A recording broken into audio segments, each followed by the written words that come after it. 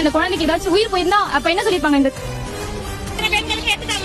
குழந்தைக்கு எடுத்துட்டு போறாங்க முடிவு. நாங்க 10 வருஷம் குழந்தை இப்படி பண்ணிருக்காங்க. அதுக்காக தான் இந்த போராட்டம். அந்த ஊர்ல இருக்கிற குழந்தைய அவன் அவ்வளவு அசால்ட்டா தூக்கிட்டு போய் அவன் அந்த மாதிரி பண்ணிருக்கான். அந்த சிசிடிவி கேமரால பதிவாயிருக்கு.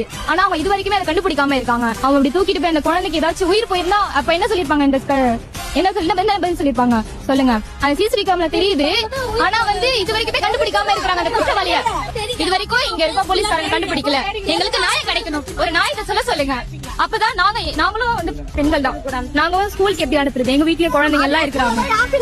4 வயசு. நாளைக்கு இந்த குழந்தைக்கு நடந்தது என் பிள்ளைக்கு நடக்காதுன்னு என்ன நிச்சயம்? அந்த குழந்தை என்ன பண்றீங்க? இனிமே நாங்க குழந்தை ஸ்கூலுக்கு அனுப்புறது என் பிள்ளைங்க படிப்பு போது அவன் மகன் பிள்ளைங்களுக்கு ஒரு பாதுகாப்புமே இல்லை. அப்ப நம்ம போலீஸ்ல எதுக்காக இருக்கீங்க? இந்த மாதிரி பிரஸ் எல்லாம் எதுக்காக இருக்கீங்க?